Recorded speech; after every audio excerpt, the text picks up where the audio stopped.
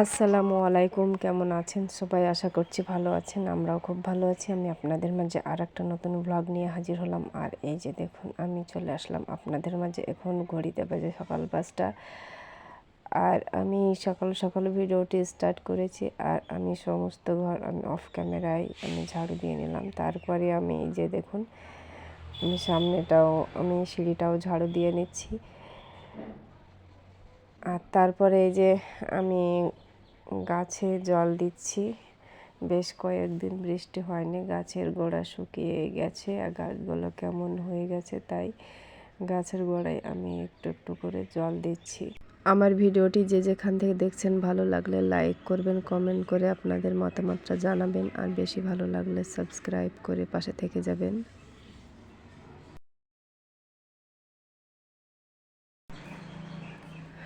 বাড়ির সমস্ত গাছগুলো আমি জল দিলাম। আর এটা হচ্ছে মানি প্ল্যান্ট গাছ, কত সুন্দর গ্রো হয়েছে দেখুন। 1 মাস হবে গাছটা লাগানো, গাছের চারাটা লাগানো, আর গাছটা কত সুন্দর গ্রো হয়েছে। সবসময় জল দিলে গাছ, যে কোনো গাছ গ্রো হয়, ভালো লাগে দেখতে। আর তারপরে আমি চলে আসলাম রান্নাঘরে। আর এই যে রান্নাঘরটাও আমি একটু মোছামুছি করে ক্লিন করে নিচ্ছি। আর আর এই যে আমি রান্নাঘরটাও আমি ক্লিন করে চলে আসলাম। থালা বাসনগুলো এখন ক্লিন করে নিচ্ছি। আর আমি প্রতিদিন এইভাবেই আমি কাজ করি।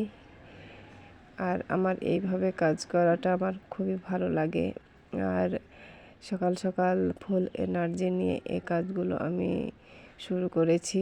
আর সকাল সকাল যদি কাজ করে নেওয়া হয় খুবই ভালো লাগে। আর বেলা সূর্য ওঠার পর কাজ করতে একটু ভালো লাগে না। গরমের সময় বিরক্ত লাগে, গরম লাগে, তাই। আর বেশ কয়েকদিন খুব রৌদ্র হচ্ছে, বৃষ্টি নেই, আকাশে মেঘ নেই, তাই আমি আজকে সকাল সকাল কাজগুলো করে নিচ্ছি।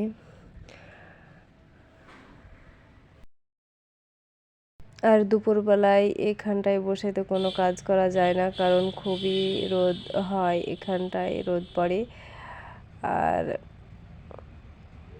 আমি সকাল সকাল সমস্ত কাজ আমি একা হাতে এইভাবেই করে নিচ্ছি। আর এই যে দেখুন, বড় গামলায় জল তুলে আমি এইভাবেই ডেলি দিনই আমি থালা বাসনগুলো পরিষ্কার করে নিই।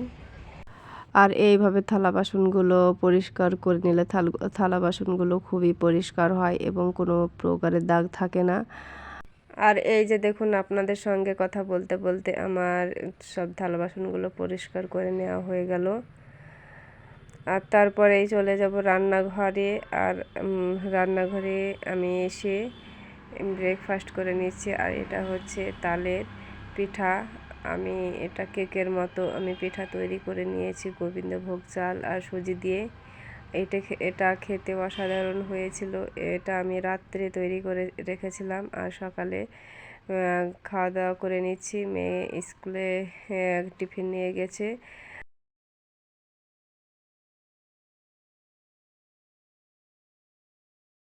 আর এই যে দেখুন, কত সুন্দর জালিদার হয়েছিল পিঠাটা, খেতে তো অসাধারণ লাগছে।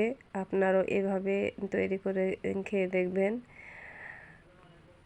আর এটা আমি অফ ক্যামেরায় তৈরি করে নিয়েছি। আর তারপরে এই যে দুপুরে রান্নাবান্নায় চলে আসলাম। এদিকে ভাত ফুটছে আর এদিকে হচ্ছে আমি সবজিটা রান্না করে নিচ্ছি। এখানে আলু, বেগুন আর ঢ্যাঁড়স আমি গামাখা ঝোল করে নেব। আর এই যে দেখুন, আমি আদা রসুন পেঁয়াজ বাটা দিয়ে আমি এটাকে একটু মশলা দিয়ে এটাকে ভেজে নিচ্ছি। তারপরে আমি অফ ক্যামেরায় রান্না করে নিয়েছি। আর তারপরে আমি এখানে মুরগির মাংস রান্না করে নেব। আর এখানে মুরগির মাংসটা পরিষ্কার করে আমি ধুয়ে নিয়ে এসেছি। আর তারপরে যে দেখুন, আদা আদা আমি থেতো করে নিয়েছি আর পেঁয়াজ কেটে নিয়েছি, সেগুলো আদা না, রসুন আমি থেতো করে নিয়েছি আর পেঁয়াজ কেটে রেখেছিলাম সেটা দিলাম। আর জিরা বাটা আর আদা বাটাটা দিলাম, আর এখানে আমি লাল লঙ্কার গুঁড়ো দিচ্ছি, আর লবণ, হলুদ আর তেল দিয়ে আমি এটাকে ভালো